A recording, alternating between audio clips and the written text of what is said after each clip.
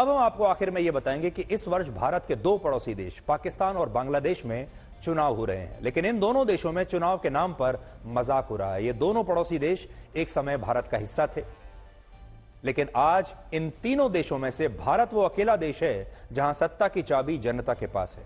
और इससे यह पता चलता है कि अगर किसी देश का राजनीतिक नेतृत्व खराब हो तो उस देश का वही हाल होता है जो आज पाकिस्तान का है या बांग्लादेश के चुनाव जिस तरह से हो रहे हैं।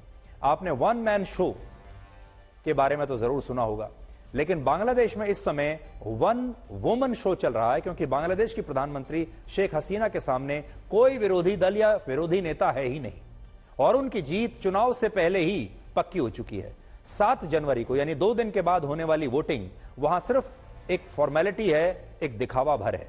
बांग्लादेश के आम चुनाव में शेख हसीना की पार्टी का मुकाबला जिनसे हो रहा है वो भी शेख हसीना के ही समर्थक हैं, यानी फैसला जो भी आए जीत शेख हसीना की ही होगी और वो लगातार चौथी बार प्रधानमंत्री बनेंगी।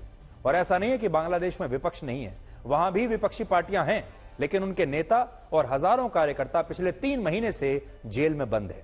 बांग्लादेश की मुख्य विपक्षी पार्टी बांग्लादेश नेशनलिस्ट पार्टी के नेता और पूर्व प्रधानमंत्री बेगम खालिदा जिया को भी जेल में भेज दिया गया है। सोचिए, बांग्लादेश में चुनाव है और देश की सबसे बड़ी विपक्षी नेता जेल में बंद है, और ये वो नेता है जो बांग्लादेश की प्रधानमंत्री रह चुकी है।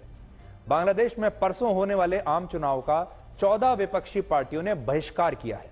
वो ये मांग कर रही हैं कि पहले एक केयर टेकर सरकार बनाई जाए और फिर उसकी देखरेख में चुनाव हो ताकि चुनाव निष्पक्ष हो सके। लेकिन प्रधानमंत्री शेख हसीना इसके लिए तैयार नहीं हुई। तो बड़ा दिलचस्प होगा बांग्लादेश का ये एक तरफा चुनाव देखना, और क्योंकि ये 7 तारीख को चुनाव है, 2 दिन के बाद जिस दिन ये चुनाव हो जाएगा उस दिन आपको हम विस्तार से एक विश्लेषण दिखाएंगे बांग्लादेश की राजनीति का। लेकिन आज बड़ी बात यह है कि बांग्लादेश एक जमाने में भारत का हिस्सा हुआ करता था और पाकिस्तान भी एक जमाने में भारत का ही हिस्सा होता था। आज इन दोनों जगहों पर लोकतंत्र का क्या हाल है आप देख लीजिए। भारत अकेला ऐसा देश है जहां लोकतंत्र एक स्वस्थ स्थिति में आज भी आपके सामने है और आज भी सत्ता की चाबी भारत में जनता की जेब में है।